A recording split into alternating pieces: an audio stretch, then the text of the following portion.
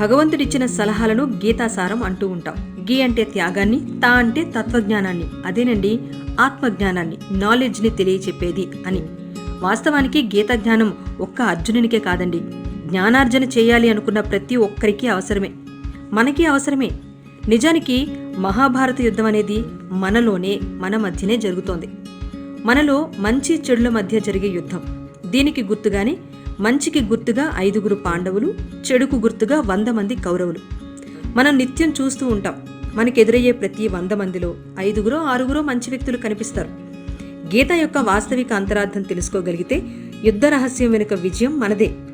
భారతంలో కొంతమంది పేర్లు, వారి పాత్రలు పరిశీలిస్తే విచిత్రం, మనలో చాలా మందికి చిహ్నాలుగా అనిపిస్తారు. ఒక్కసారి మనతో పాటు మన చుట్టూ ఎంతమంది ధృతరాష్ట్రులు, దుర్యోధనులు, దుశ్శాసనులు, ధర్మరాజులు, అసలు మనం అర్జునుడిలా ఉన్నామో లేదో తెలుసుకుందాం. మొదటి పాత్ర ధృతరాష్ట్రుడు. రాష్ట్రాన్ని శరీరంగా కలవాడు. మంచి శరీరాన్ని తానుగా భావించి మోహం, మమకారం అనే అజ్ఞానంలో ఉంటారో అటువంటి వారందరూ ధృతరాష్ట్రులే. అంటే కళ్ళుండి న్యాయాన్ని, ధర్మాన్ని పాటించకుండా పాపాలు చేస్తున్నవారు. విచక్షణతో అంటే తెలిసి తప్పులు చేసే వాళ్ళందరూ ధృతరాష్ట్రులే. రెండో పాత్ర గాంధారి.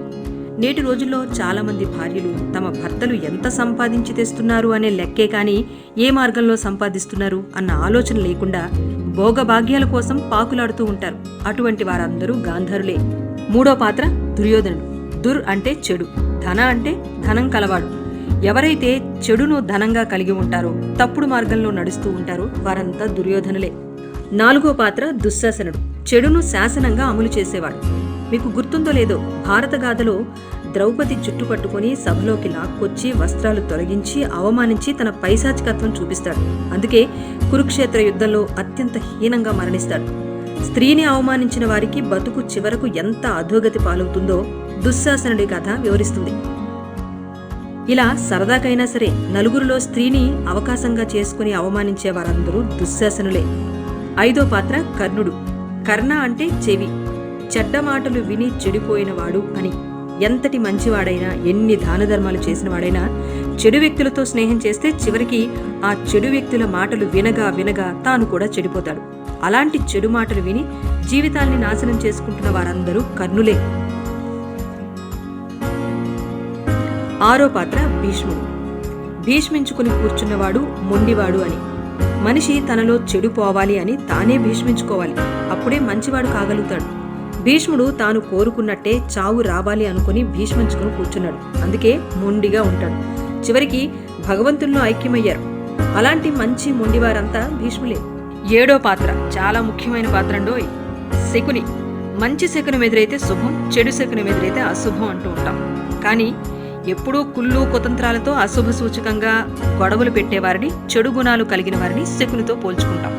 ఇలాంటి వాళ్ళు ఉంటారండి బాబు చాలామంది. ఎనిమిదో పాత్ర ధర్మరాజు. ఎవరైతే ధర్మాన్ని తెలుసుకుని నడుచుకుంటారో, నీతి నిజాయితీ సఖ్యతకు మారుపేరుగా ఉంటారో వారందరూ ధర్మరాజులే. తొమ్మిదో పాత్ర భీముడు.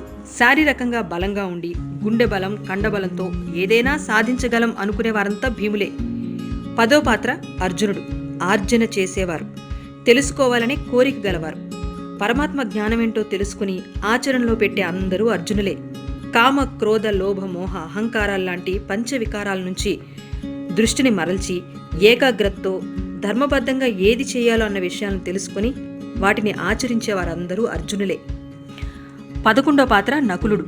కుల మతాలకు అతీతంగా స్త్రీ పురుషులనే భేదం లేకుండా అందరిలోనూ ఆత్మను మాత్రమే చూడగలిగే వారందరూ నకులులే. 12వ పాత్ర సహదేవుడు. ఎవరైనా మంచి పనులు చేస్తే వారికి సహకరించే వారందరూ సహదేవుళ్లే. ఇక్కడ ముఖ్యమైన అసలైన 2 పాత్రల గురించి చెప్పుకోవాలి. వారే భారతాన్ని రాసిన వేదవ్యాసుడు, తన దూరదృష్టితో ధృతరాష్ట్రునికి యుద్ధం గురించి వివరించిన సంజయుడు.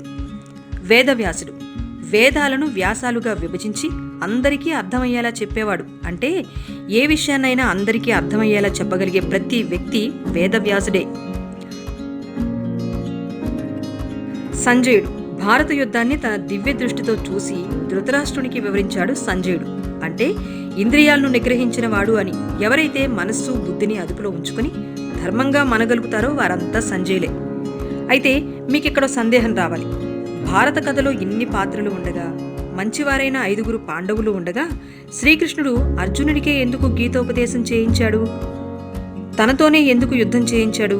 అంతలా అవసరం అనుకుంటే శ్రీకృష్ణుడే కథన రంగంలోకి దూకొచ్చు కదా? ఇలాంటి సందేహం మీకు రావచ్చు. మహాభారత కథలో ముఖ్య పాత్రధారి అయిన శ్రీకృష్ణుడి గురించి, శ్రీకృష్ణుని చేత గీతోపదేశాన్ని పొంది సకల మానవులను ధర్మ మార్గంలో నడిపించుకోవటానికి అర్జునుడిని ఎందుకు ఎంచుకున్నాడు? పాండవులందరూ మంచివారే కదా. పెద్దవాడైన ధర్మరాజుండగా అర్జునునితో ఎందుకు యుద్ధం చేయించాల్సి వచ్చింది? తెలుసుకుందాం. పాండవులందరూ మంచివారే, కానీ తెలుసో తెలియకో మనలో చాలా మందికి అన్ని మంచి గుణాలే ఉన్నా కూడా ఎక్కడో ఓ చిన్న చెడ్డ గుణం, వ్యసనం అనేది ఉంటుంది. ఆ ఒక్క వ్యసనం కారణంగా మనం చేసిన మంచి అంతా పోతుంది.